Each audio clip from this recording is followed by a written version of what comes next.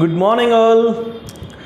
લાસ્ટમાં આપણે ઉદાહરણ 4.9 કર્યું, ક્વેશ્ચન 21 કમ્પ્લીટ કર્યું. ટોરોઇડ એટલે શું સમજી ગયા છો તમે બધા. અને ઉદાહરણ 21થી 25 મેં તમને ઉદાહરણ નહીં પણ પ્રેક્ટિસના સમ 21થી 25 આપ્યા હતા. તો આજનું પહેલાં તો હોમવર્ક સાંભળી લો. 25થી આગળના જે દાખલા છે આઈ થિંક 32 સુધી 33 સુધીના એ હવે તમારાથી થઈ જશે, કેમ કે હવે તમે ટોરોઇડ શીખી ગયા છો, સોલેનોઇડ કમ્પ્લીટલી આવડી ગયો છે, બરાબર. પ્રવાહધારિત તારનું ચુંબકીય ક્ષેત્ર શીખી ગયા છો. આટલું થયા પછી હવે ક્વેશ્ચન 22 આપણે કરવાનો છે. ખૂબ અગત્યનો ક્વેશ્ચન છે બોર્ડ માટે. થિયરીના પેપર હવે તમારા લેવાવાના છે, તો રેડી રહેજો. થિયરી પણ સાથે સાથે પ્રિપેર કરતા રહેજો. 3 માર્કનો ક્વેશ્ચન છે કે બે પ્રવાહધારિત તાર જ્યારે એકબીજાની બાજુમાં રાખ્યા હોય તો બે વચ્ચે લાગતું બળ કેટલું, બરાબર. ક્વેશ્ચન 22.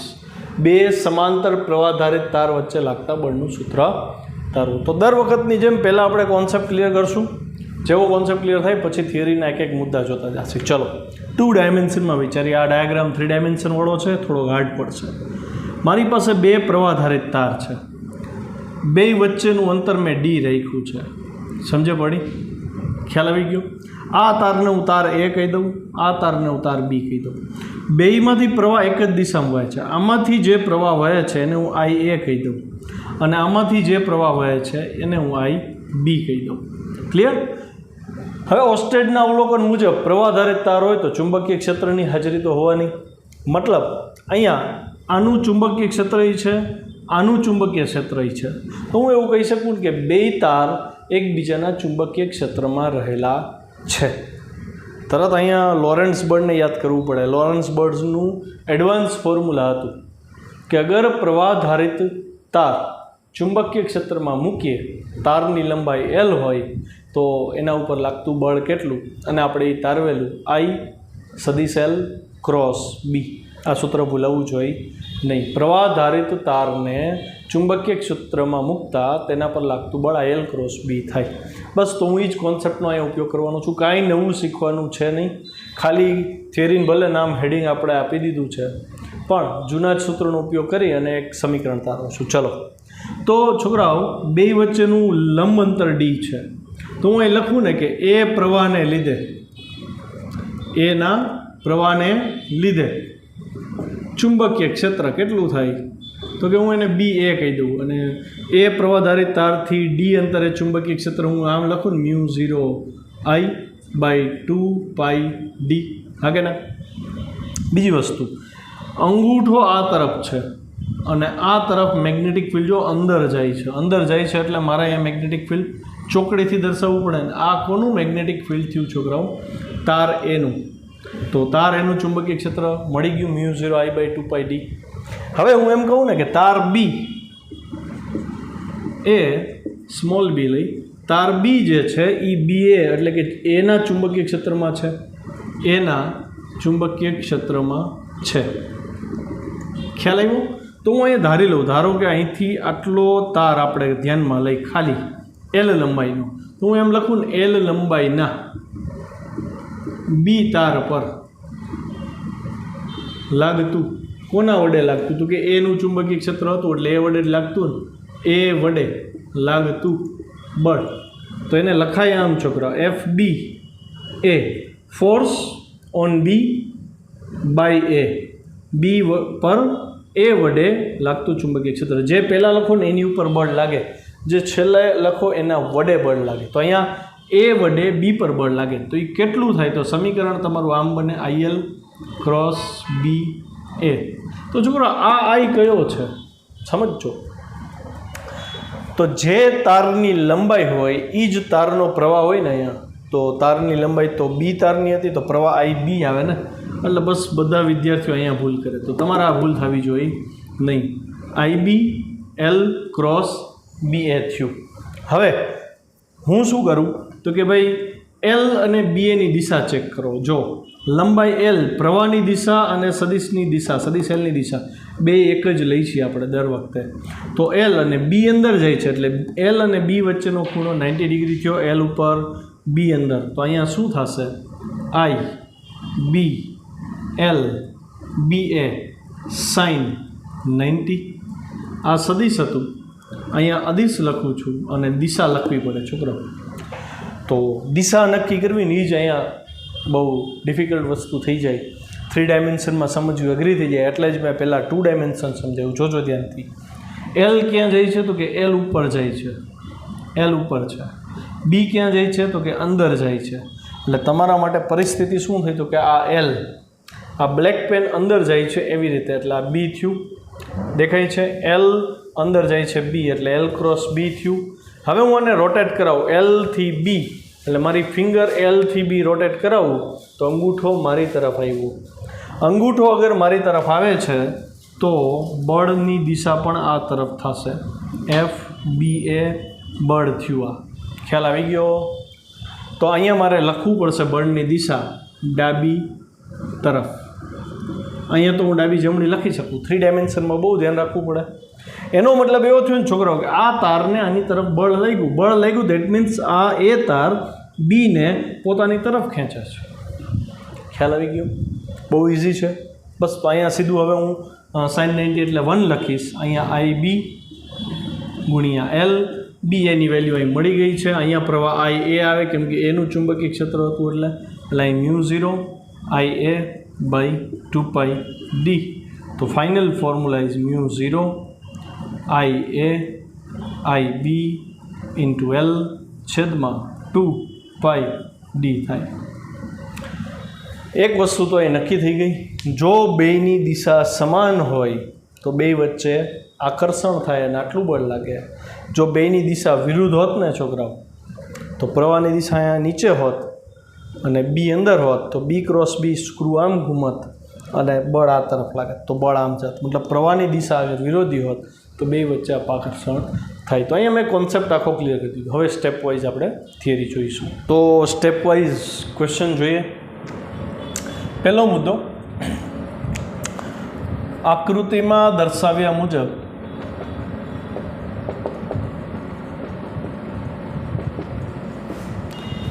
બે વાહકતા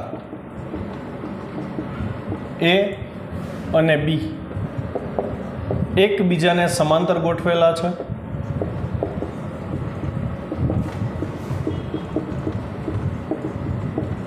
સમજાણું? ડાયાગ્રામ મુજબ જ લખતા જાય. બે વચ્ચેનું લંબ અંતર ડી છે. બંને એકબીજાથી ડી અંતરે આવેલા છે અને બેમાંથી વહેતો પ્રવાહ લખી નાખી. એ તથા બી તારમાંથી વહેતો વિદ્યુત પ્રવાહ અનુક્રમે આઈ એ તથા આઈ બી છે. મતલબ એમાંથી વહેતો પ્રવાહ, જો આઈ એ આ દિશામાં જાય છે, બીમાંથી વહેતો પ્રવાહ આઈ બી, મતલબ બેના પ્રવાહની દિશા આપણે કેવી લીધી છે? સમાન લીધી છે. આથી બંને તાર ચુંબકીય ક્ષેત્ર ધરાવતા હોય. તો હું સૌપ્રથમ એ તારનું જે ચુંબકીય ક્ષેત્ર છે એની વાત કરું. એમ્પિયર સર્કિટલ નિયમ પરથી તાર એ વડે ઉદ્ભવતું ચુંબકીય ક્ષેત્ર બી એ હોય તો, એટલે હું એમ્પિયર સર્કિટલ નિયમ એપ્લાય કરીને આપણે જે સૂત્ર તાર્યું તે ડાયરેક્ટ લખી નાખી. બી એ બરાબર μ0 આઈ એ છેદમાં 2π ડી. અહીંયા એક વસ્તુ લખવી પડે, એ વડે ઉદ્ભવતું ચુંબકીય ક્ષેત્ર કેટલા અંતરે? તો કે ડી અંતરે. બરાબર? તાર એ વડે ડી જેટલા અંતરે આ એડ કરવું પડશે ને, તો જ આપણે બાય ડી લખી શકીએ. તો આને આપણે નંબર આપી છીએ 1. વળી નેક્સ્ટ સ્ટેપ અને અગત્યનો મુદ્દો શું? વળી વી નો ધેટ કે જો પ્રવાહધારિત તાર ને ચુંબકીય ક્ષેત્રમાં મૂકવામાં આવે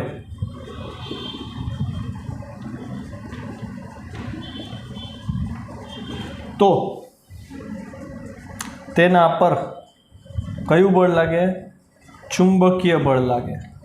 લોરેન્ટ્ઝ બળ ઉપરથી મેળવ્યું હતું ને આપણે, ચુંબકીય બળ લાગે છે. સમજાણું? તો હું અહીંયા એવું કહીશ ને કે તાર બી જે છે એ તાર એના ચુંબકીય ક્ષેત્રમાં છે. એટલે નેક્સ્ટ મુદ્દો એટલે કે અહીં તાર બી એ તાર એના ચુંબકીય ક્ષેત્રમાં છે. તેથી તાર એ વડે તાર બી પર લાગતું બળ કેટલું? તો આપણે પહેલાં સદિશ સ્વરૂપે લખીએ. એફ બી એ, બી ઉપર એ વડે કેટલું? તો કે આઈ બી જેની ઉપર બળ લાગે એનો જ પ્રવાહ ઇન્ટુ સદિશ એલ ક્રોસ બી એ ચુંબકીય ક્ષેત્ર જે બીજા તારનું હતું. ક્યારેય કોઈ તાર પોતાનું જ ચુંબકીય ક્ષેત્ર અનુભવીને બળ લગાડતો નથી. મતલબ પોતે પોતાને ધક્કો મારે એવી વાત થઈ નહીં. હંમેશા બીજો તાર પહેલા તારને અથવા પહેલો તાર બીજા તારને બળ લગાડી શકે. કોઈ તાર ચુંબકીય ક્ષેત્ર ઉત્પન્ન કરીને પોતાને એટ્રેક્ટ કરે એવું બને નહીં. અશક્ય વસ્તુ. ઓકે, તો અહીં ધ્યાન રાખજો. અહીં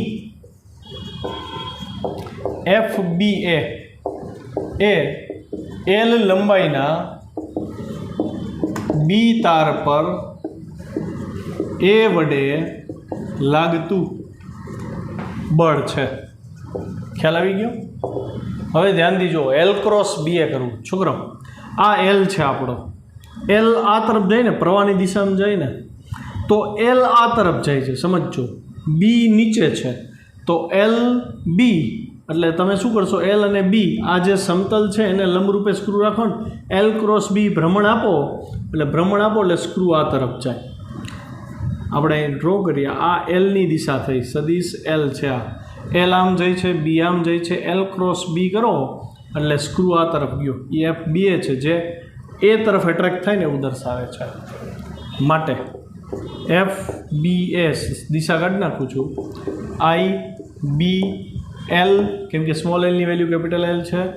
બી એની વેલ્યુ μ0 આઈ એ ના છેદમાં 2πd અને આકૃતિ પરથી એફ બી એની દિશા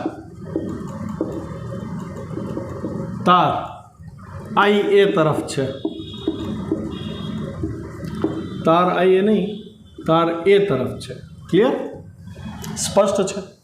ખ્યાલ આવી ગયો? હવે આનું સાદું સ્વરૂપ આપું છું નંબર આપવા માટે. આને યાદ કેમ રાખવું? તો કે F B A is equal to μ0 I A I B into L છેદમાં 2πd.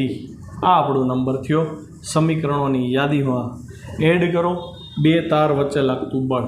સમીકરણ નંબર 2. અચ્છા, હવે આ તો ઠીક છે. બી એ ઉપર બળ લગાડ્યું, સોરી બી ઉપર એ વડે બળ લાગ્યું. હવે એ ઉપર એ બળ લાગે ને બી વડે, કેમ કે બી વડે ઉદ્ભવતું ચુંબકીય ક્ષેત્ર અહીંયા શું થઈ જશે? બી થશે. μ0 આઈ બી છેદમાં 2πd જ આવશે. અંતર તો એટલે છે આપણે μ0 આઈ બી છેદમાં 2πd.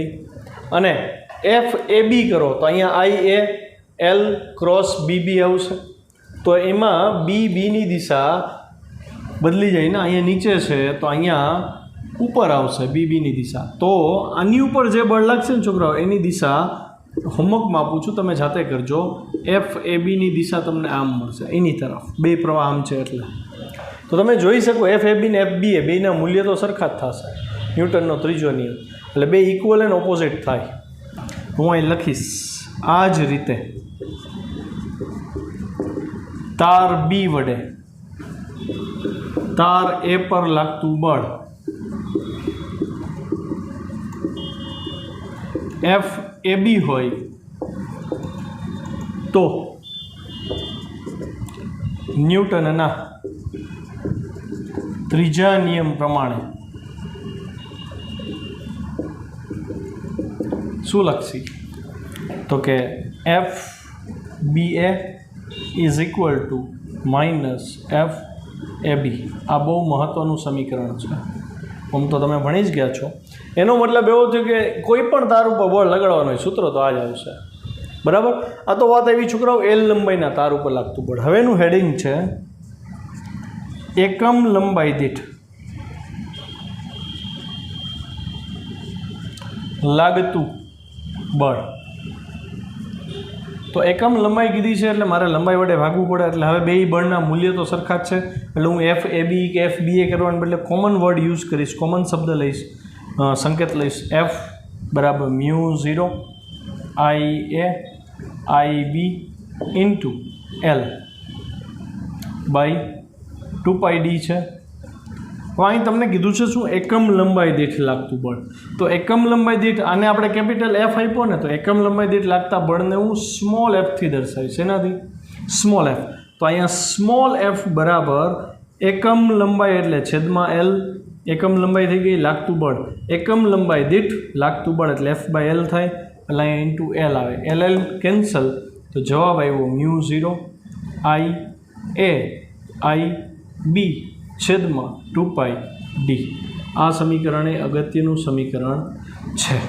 આને કહેવાય એકમ લંબાઈ દીઠ તાર ઉપર લાગતું બળ. આ બે તાર એકબીજાને બળ લગાડે છે. બેયની એકમ લંબાઈ દીઠ બળ પૂછે તો એલ લેવાનો નહીં, અથવા એલની બદલે 1 મીટર લખી નાખવાનું તોય ચાલશે. બરાબર. તો જ્યારે આ બે પ્રવાહધારિત તાર આપ્યા હોય અને તમને એની ગણતરી કરવાનું કીધું અને એમ કહે કે ભાઈ પ્રવાહધારિત તાર વડે એકબીજા ઉપર લાગતું બળ શોધો, એમાં જો વર્ડ યુઝ કરે ને એકમ લંબાઈ દીઠ લાગતું બળ, તો એલની વેલ્યુ 1 લઈ લેવી અને આપેલ લંબાઈ કીધી હોય તો જે લંબાઈ આપ્યું એ વેલ્યુ એપ્લાય કરવાની. આમાં જે એક નોંધે આવે છે, પાછળ તમે પીડીએફમાં જોશો તો 1 એમ્પિયરની વ્યાખ્યા આપી છે. તો 1 એમ્પિયરની વ્યાખ્યા કેમ આપવી એ હું તમને મૌખિક સમજાવી દઉં છું. બરાબર. જોઈ લો ધ્યાનથી, પછી આ ક્વેશ્ચન અને આ થિયરી પૂરી થાય. 1 એમ્પિયર કોને કહેવાય? તો 1 એમ્પિયર નક્કી કરતાં પહેલાં હું આ સમીકરણ લઉં છું. સ્મોલ એફ બરાબર લઉં છું. સ્મોલ એફ બરાબર મ્યુ 0 આઈ એ આઈ બી ના છેદમાં 2π ડી લઈ લઉં. સ્મોલ એફ લઈ નહીં થાય, કેપિટલ એફ લઈ નહીં થાય. તમારે જેનથી કરવું હોય કેપિટલ એફ લઉં ને છોકરાઓ તો ઇન્ટુ એલ લેવું પડે અહીંયા. બરાબર. એટલે હવે હું શું કરું જોજો ધ્યાનથી. જો એલ બરાબર 1 મીટર હોય, આઈ એ બરાબર 1 એમ્પિયર હોય, આઈ બી બરાબર 1 એમ્પિયર હોય અને ડી બરાબર 1 મીટર હોય, આટલું આપી દીધું છે તમને. મ્યુ 0ની વેલ્યુ તો ખબર છે. તો છોકરાઓ એફ કેટલું થાય જોજો ધ્યાનથી. મ્યુ 0 એટલે તો કે 4π ગુણ્યા 10⁻⁷ ગુણ્યા 1 ગુણ્યા 1 ગુણ્યા 1 ના છેદમાં 2π ગુણ્યા 1. તો પાઈ cancel, 2 cancel. Answer is 2 × 10⁻⁷ newton. આવું થયું. આ સ્ટેપ મેં પીડીએફમાં નથી આપ્યું. પહેલાં મેં બળ ગોતી લીધું પ્રવાહની કિંમત ધારણ કરાવીને. હવે મારે જોતું હતું શું? તો કે 1 એમ્પિયરની વ્યાખ્યા જોતી હતી ને, એટલે વ્યાખ્યા હું આમ બનાવીશ કે એકમ લંબાઈ દીઠ જો બે તાર વચ્ચેનું લંબ અંતર 1 મીટર હોય, ફરીથી સમજજો, જો ડી બરાબર 1 મીટર હોય, એલ બરાબર 1 મીટર હોય અને બળ બરાબર 2 × 10⁻⁷ ન્યૂટન હોય, તો બે તારમાંથી વહેતો પ્રવાહ 1 એમ્પિયર હોવો જોઈએ. આ 1 એમ્પિયરની વ્યાખ્યા થઈ. ફરીથી, બે સમાંતર પ્રવાહધારિત તાર માટે બે તાર વચ્ચેનું અંતર 1 મીટર હોય, તારની લંબાઈ એકમ લંબાઈ લીધી હોય અને જો બે તાર એકબીજા પર લગાડતું બળ 2 × 10⁻⁷ ન્યૂટન હોય, તો બે તારમાંથી વહેતો પ્રવાહ 1 એમ્પિયર લેવું. સમજાણી વાત? બેના પ્રવાહ પાછા સરખા હોવા જોઈએ. બરાબર. વળી ઘણા લઈને આવશે સર 1/5 લઈને 1/5 લઈ તો બેનું ગુણાકાર તો 1 જ થાય ને, તો 1 એમ્પિયરની વ્યાખ્યા ન થાય. નહીં, બે પ્રવાહના મૂલ્ય સમાન હોવા જોઈએ, તો જ 1 એમ્પિયરની વ્યાખ્યા શક્ય બને. ક્લિયર? બસ. તો અહીંયા આખો ક્વેશ્ચન પૂરો થાય છે. હવે આગળ જતા આના દાખલા સોલ્વ કરવાના આવશે. હવે આગળ ઉદાહરણ 4.10 શરૂ કરવું છે મારે, પણ ઉદાહરણ 4.10 શરૂ કરતાં પહેલાં એમાં ઉલ્લેખ આવે છે ઉત્તર દિશા, દક્ષિણ દિશા, પૂર્વ પશ્ચિમ દિશાનો. અને હજી હું એવું માનું છું કે લગભગ વિદ્યાર્થીઓને ઉત્તર દક્ષિણવાળા જે પ્રેક્ટિસવાળા સમ આપ્યા હતા એમાં પ્રોબ્લેમ થયા જ હશે. ઘણાના ડાઉટ્સ મારી પાસે આવ્યા, સર આ દાખલો નથી થતો, મને ખબર નથી પડતી શું કરવું. તો ફરી એકવાર દિશાનું જ્ઞાન તમને આપી દઉં. બરાબર, ચલો જોઈ લો અહીંયા ફરીથી. હવે આને મારે બે રીતે શીખવાડવું છે. એક 2 ડાયમેન્શનમાં શીખવાડીશ અને એક 3 ડાયમેન્શનમાં શીખવાડીશ. બરાબર, ચલો. માની લો કે સૂર્ય આ બાજુ ઉગે છે છોકરાઓ, તો હું જ્યાં સૂર્ય ઉગે એને ઈસ્ટ કહું છું. જ્યાં સૂર્ય હાથમે એ આપણા માટે વેસ્ટ છે. ઈસ્ટની ડાબી બાજુ ઓલવેઝ નોર્થ હોય અને રાઈટ સાઈડ ઓલવેઝ દક્ષિણ હોય, સાઉથ હોય. ખ્યાલ આવ્યો? મતલબ એવો થયો ઈસ્ટ, વેસ્ટ, નોર્થ, સાઉથ દિશા. આ તો તમને ખબર પડી ગઈ. પણ શું તમે જાણો છો કે આ દિશા જે છે, બરાબર, એ ખરેખર કોની દિશા ગણાય? પૃથ્વીની ગણાય કે આકાશની ગણાય? બરાબર, પૃથ્વી માટે આપણે પૃથ્વી ઉપરથી જોઈ છીએ, બરાબર છે. એટલા માટે જ્યાંથી આપણને સૂર્ય ઉગતો દેખાય એને આપણે ઈસ્ટ કહીએ છીએ. બરાબર, પણ ખરેખર એ દિશા તો આકાશમાં હોય ને. બરાબર, તો આપણે બધી દિશાઓની વાત ન કરીએ, 4 દિશાની જ વાત કરીએ. તો આ આપણી પૃથ્વી છે. સમજો, કોન્સેપ્ટ સમજવાનો છે. આપણે અહીંયા છીએ અત્યારે, આપણે જોઈ છીએ સૂર્ય અહીંથી ઉગ્યો, તો આ પૂર્વ દિશા થઈ. મતલબ આ ક્યાં આવી? આ દિશા જોવો જોઈએ ધ્યાનથી, આકાશમાં છે. ખ્યાલ આવ્યો? આ પણ ક્યાં આવ્યું? આકાશમાં છે. આ જે દિશા છે ને છોકરાઓ, એને ભૌગોલિક દિશા કહેવાય. કેવી? ભૌગોલિક. ભૌગોલિક ભૂગોળ ઉપરથી આવેલો શબ્દ છે. પૃથ્વીના ભૂગોળ ઉપરથી જોવામાં આવતી દિશા છે. ઈસ્ટ, વેસ્ટ, નોર્થ, સાઉથ, આવી રીતે છે. ક્લિયર?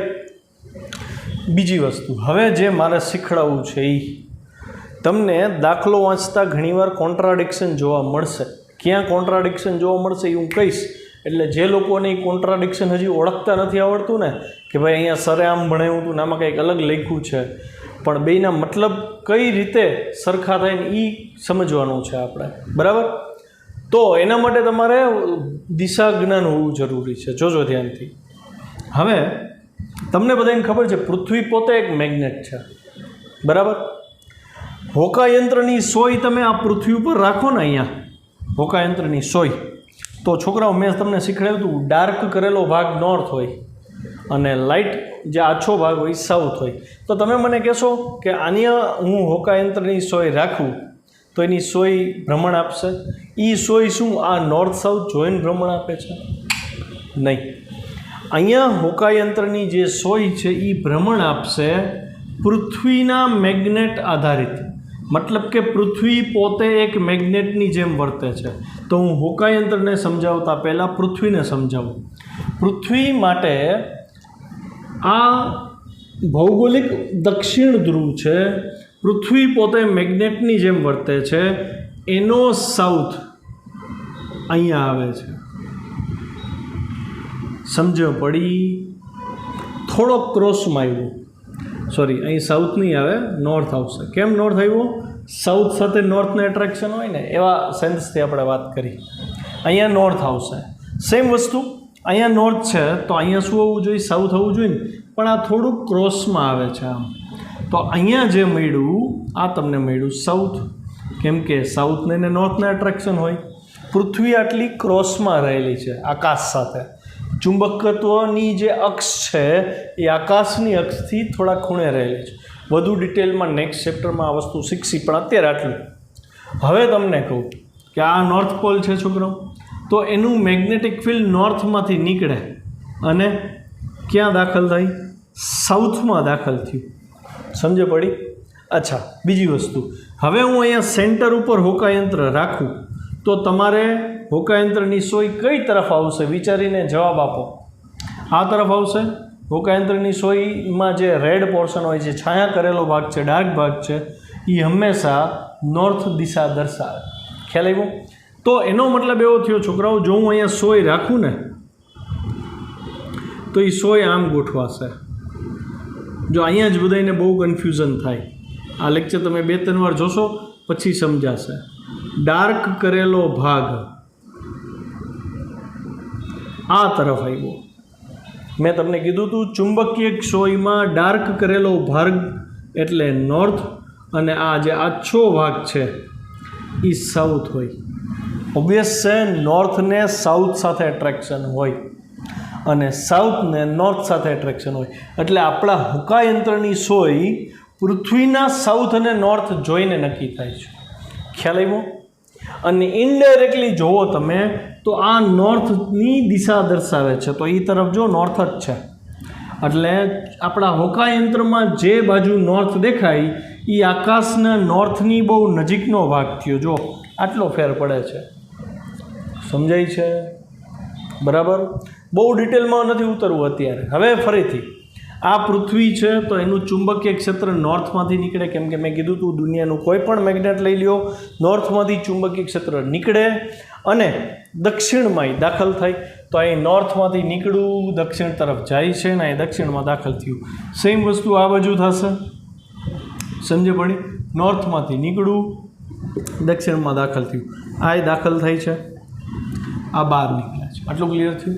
હવે ઉદાહરણ 4.10ની રકમ વાંચો.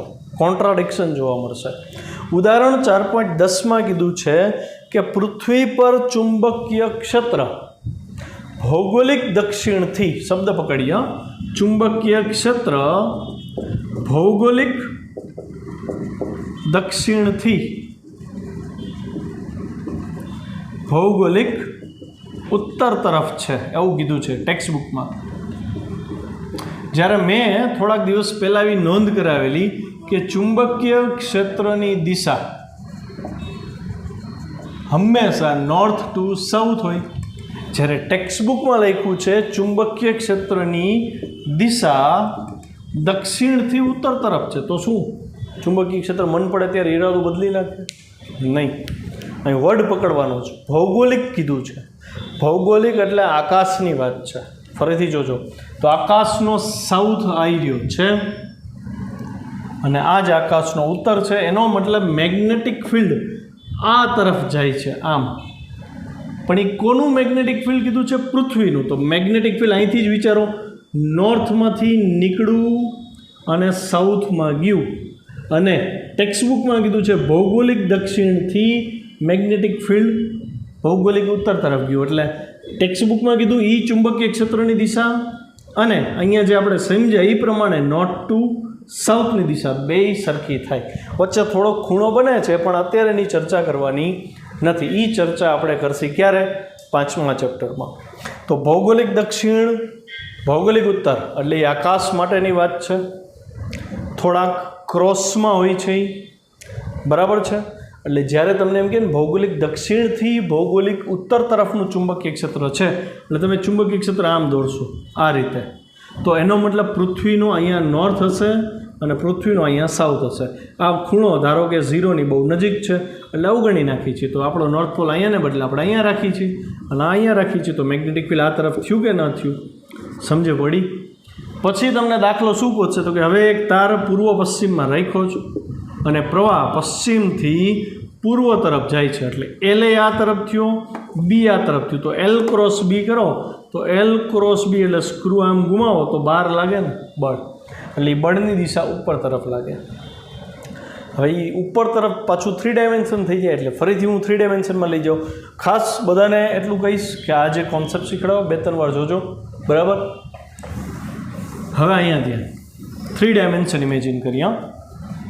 માની લો કે આ એક મોટું ખેતર છે 3 ડાયમેન્શનમાં, બરાબર. અમુક ઊંચાઈ ઉપર બનાવ્યું છે, આવું છે, બહુ વિશાળ જગ્યા છે, ચોક્કસ ઊંચાઈ ઉપર છે. હવે તમારે વિચારવાનું શું છે તો કે ભાઈ ફરીથી આ છેડો તમારા માટે ઈસ્ટ છે, આ છેડો તમારા માટે વેસ્ટ છે, આ છેડો નોર્થ છે, અહીંયા લખું આ નોર્થ છે અને આ છેડો તમારા માટે સાઉથ છે. એટલે ખરેખર જમીન ઉપર ઊભા હો તો તો તમને કાંઈ ઈસ્ટ ઉપર નથી દેખાતી, વેસ્ટ નીચે નથી દેખાતી, તમને ઈસ્ટ આમ દેખાય છે, વેસ્ટ આમ દેખાય છે, નોર્થ આમ દેખાય છે, સાઉથ આમ દેખાય છે. મતલબ જમીનને સમાંતર ચારેય દિશા તમે દર્શાવી છે. તો આ જમીન છે આપણી, આ ચારેય સમાંતર દિશા થઈ ગઈ. સમજે પડી? હવે તમને કીધું છે કે ભૌગોલિક દક્ષિણથી ભૌગોલિક નોર્થ તરફ, ઉત્તર તરફ ચુંબકીય ક્ષેત્ર છે. એટલે હવે હું ડાયાગ્રામ ડ્રો કરતો જાઉં છું. જોજો, ચુંબકીય ક્ષેત્રની દિશા તમને આમ આપી છે, આ તરફ. આ ભૌગોલિક દક્ષિણ, આ ભૌગોલિક ઉત્તર. દક્ષિણથી નોર્થ તરફ અહીંયા કીધું હતું ચુંબકીય ક્ષેત્રની દિશા નોર્થ ટુ સાઉથ છે, પણ આ તો અવકાશની દિશા છે, આકાશની દિશા છે. પૃથ્વીનો તો અહીંયા નોર્થ પોલ જ હશે અને અહીંયા સાઉથ જ હશે. એટલે જો નોર્થ ટુ સાઉથ મેં જે લખાયું ખોટું નથી, ટેક્સ્ટબુક વળે લખ્યું એ ખોટું નથી. એણે આકાશનું કહીને સમજાવ્યું અને મેં તમને ચુંબક માટેનું કીધું. બે પોતપોતાની જગ્યાએ સાચા છે. એટલે પ્રશ્ન જ્યારે પરીક્ષામાં પૂછાય ત્યારે રકમ 2 વાર વાંચવી, ક્યાંથી ક્યાં કીધું છે બહુ સરખી રીતે સમજવું. તો આ નોર્થથી સાઉથનું ચુંબકીય ક્ષેત્ર છે. તમને કહે છે એક પ્રવાહધારિત તાર આવી રીતે રાખી દીધો. જોજો ધ્યાનથી, આ પ્રવાહધારિત તાર છે. ખ્યાલ આવ્યો? આ પ્રવાહધારિત તાર છે. તમને એમ કહે કે પ્રવાહ વેસ્ટ ટુ ઈસ્ટ છે, મતલબ પ્રવાહની દિશા આ છે છોકરાઓ, આઈ આમ છે, બી આમ છે. તો બે પરસ્પર લંબ થયા 2 ડાયમેન્શનમાં જમીનને સમાંતર. ધ્યાનથી વિચારો તો ઈસ્ટ અંદર જાય છે, મેગ્નેટિક ફિલ્ડ આમ આવે છે, તો આ પ્રવાહ, આ ચુંબકીય ક્ષેત્ર. તો છોકરાઓ એલની દિશા આમ જ હોય ને, બરાબર ને? તો એલની દિશા અંદર ગઈ, મેગ્નેટિક ફિલ્ડની દિશા બી આ તરફ આવી, તો બે વચ્ચે લાગતું બળ એફ બરાબર આઈ એલ ક્રોસ બી પ્રમાણે તમે જો તો એલ ક્રોસ બી એટલે જમણા હાથને હું એલ ટુ બી ફેરવું એટલે જો બળ ક્યાં લાગ્યું? ઉપર તરફ. એટલે કે અહીંયા જો તારમાંથી પ્રવાહ વહેશે તો તાર એની મેળે ઉપર તરફ બળ અનુભવે છે. સમજ પડી? તો છોકરાઓ એવું થાય ને કે થાંભલા જે તાર પ્રવાહધારિત તાર રાખ્યા હોય એ થાંભલાને જો ચુંબકીય ક્ષેત્ર અનુભવાતું હોય તો એ ચુંબકીય ક્ષેત્રને લીધે તારમાંથી જો પ્રવાહ વહે તો એ તાર ઉપર કંઈક બળ લાગતું હોવું જોઈએ. જો તારનું પોતાનું વજન ન હોત, જો તારનું પોતાનું વજન બળ ન હોત તો તાર પોતાની રીતે ઉપર વયા જાય. સમજાય છે કેમ? તો કે એને બળ ઉપર તરફ લાગે. જો આ દિશા હોય ને થાંભલામાં પ્રવાહની ને ચુંબકીય ક્ષેત્રની, તો એની બદલે માની લો કે પ્રવાહ ઈસ્ટ ટુ વેસ્ટ હોત, મતલબ પ્રવાહ આ દિશામાં હોત, તો આ દિશા એટલે અહીંથી બહાર નીકળતો પ્રવાહ થયો.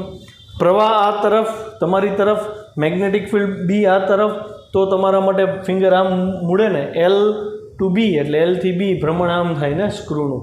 તો ભ્રમણ એમ કરો એટલે અંગૂઠો નીચે આવ્યો તો આ તાર નીચે તરફ બળ અનુભવે. તો ઉદાહરણ 4.10 રકમ 2 વાર વાંચજો. તમને કીધું છે કે કોઈ એક જગ્યાએ તમે ઊભા છો પૃથ્વી ઉપર, ચુંબકીય ક્ષેત્રની દિશા ભૌગોલિક દક્ષિણથી ભૌગોલિક ઉત્તર તરફ છે. મતલબ આ ભૌગોલિક ઉત્તર છે, આ ભૌગોલિક દક્ષિણ છે, આ ઉત્તર છે. મેગ્નેટિક ફિલ્ડ એવી રીતની રચના છે કે આ તરફ આપ્યું છે. તો મેગ્નેટિક ફિલ્ડ છોકરાઓ આ તરફ છે.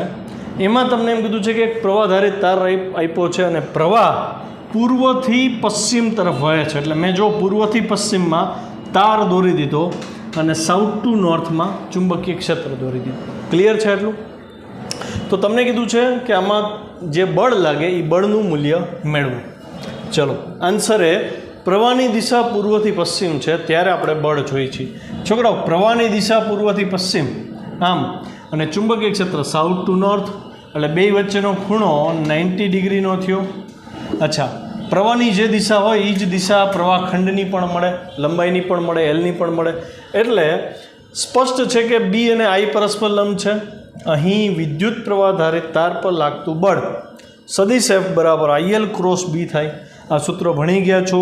આના દાખલામાં જ સૌથી ઝાઝા ડાઉટ આવ્યા છે મારી પાસે કે સર થતો નથી, ખબર નથી પડતી, દિશા નક્કી કરતા નથી ફાવતું. તો હવે બહુ ડિટેલથી આખું મેં એક્સપ્લેન કરી દીધું છે. હવે આની દિશા શોધતા આવડવી જોઈએ અને જવાબ પણ આવી જવો જોઈએ.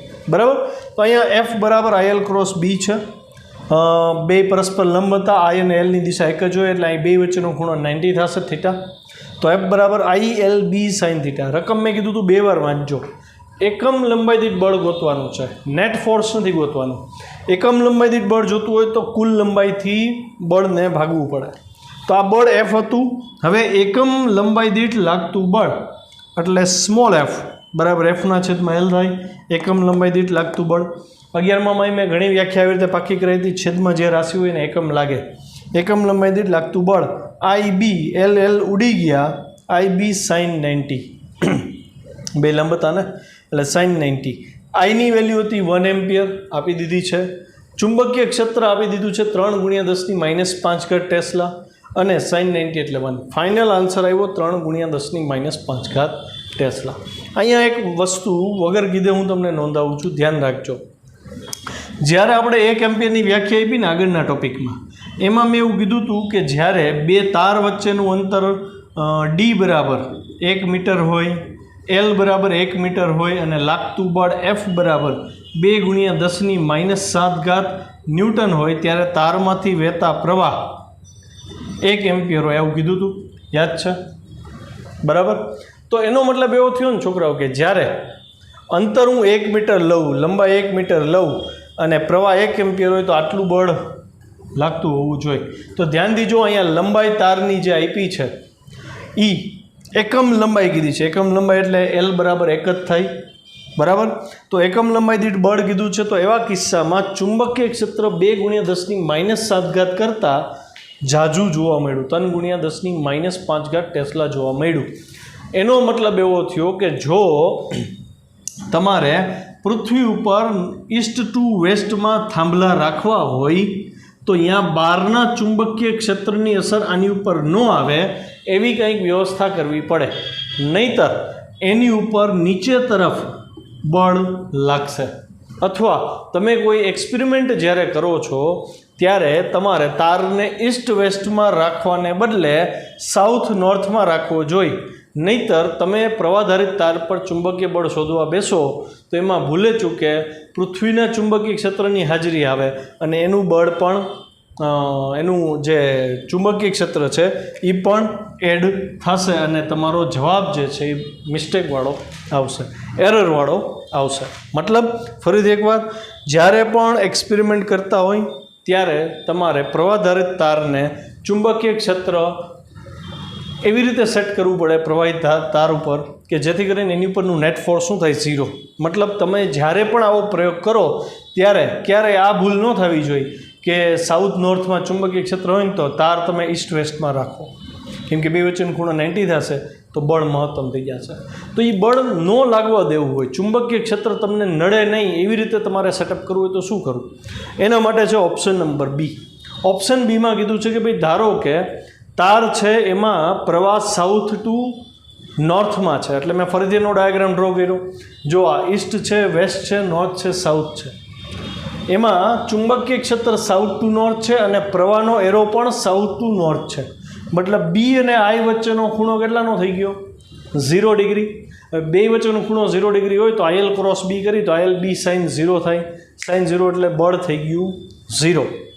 મતલબ ફરીથી બી પેરેલલ આઈ થયું, એફ બરાબર આઈ બી સાઇન થીટા સીધું એકમ લંબાઈ દીઠ જ લીધું છે, એલ ઉડાડી દીધા છે. આઈ બી સાઇન 0 કેમ કે થીટા 0 તો બે પેરેલલ હતા તો બળ થઈ ગયું 0. એનો મતલબ અહીંયા જો આ અવસ્થા હોય તો આની ઉપર કોઈ બળ લાગતું નથી.